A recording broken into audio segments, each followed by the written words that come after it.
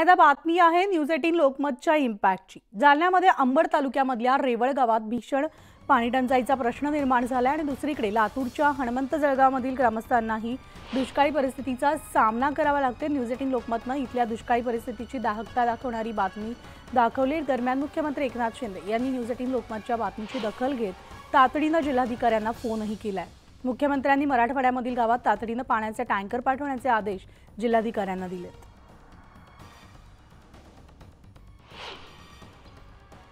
Sir, स्वागत तुमचं news 18 Lokmat मध्ये। आणि कालच न्यूज 18 लोकमतने बातमी दाखवली मराठवाड्यातल्या काही भागातील पाण्याच्या दुष्काळासंदर्भातली, आणि मुख्यमंत्र्यांचे तुम्हाला काही फोन आलाय का, आदेश आलेत का?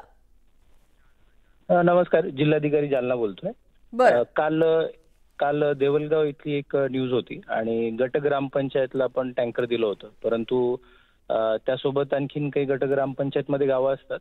मुख्यमंत्री साहेबांचा फोन होता आणि आपण गावाला वेगळा आता टँकर मंजूर करतोय आज। बरं, मात्र यापूर्वी सुद्धा अशीच परिस्थिती होती। किती दिवसांपासून हे ग्रामस्थ पाण्यासाठी झगडतायत, मात्र न्यूज 18 लोकमतने बातमी दाखवली ही गोष्ट खरी आहे, त्यानंतर मुख्यमंत्र्यांनी आदेश दिले, मात्र आधीच का नाही ही उपाययोजना झाली? आपल्याकडे प्रस्ताव ग्रामपंचायत मार्फत येतो। ग्रामपंचायतला टँकरची किती आवश्यकता असते, त्यानंतर त्यांच्या खेपा किती त्यांना लागतात, त्यानुसार ग्रामपंचायतला पूर्वीच टँकर मंजूर होते। परंतु त्यामध्ये जी गट ग्रामपंचायत मध्ये जी गावं असतात, तर त्या एका गावासाठी टँकरचा जो पुरवठा होता तो समप्रमाणामध्ये वाटप नाही झाला असं त्यांची मागणी होती आणि त्यानुसार त्यांनी वेगळी टँकरची मागणी केली। तर त्यानुसार आता आपण नवीन टँकर मंजूर करतोय त्यांना। बरं, मुख्यमंत्र्यांच्या चालू केला होता। मुख्यमंत्र्यांच्या फोन नंतर आता कोणकोणत्या भागामध्ये टँकर जाणार आहेत आजपासून? आपल्याकडे जवळपास 450च्या जवळपास टँकर सुरू आहेत।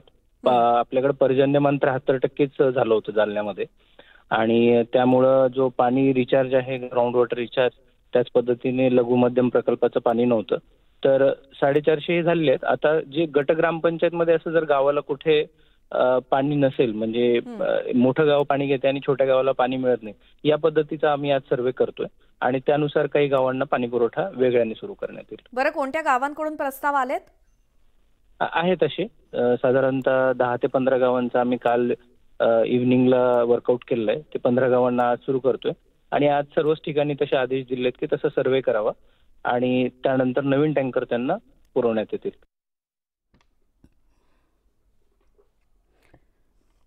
तर आपण पाहिलं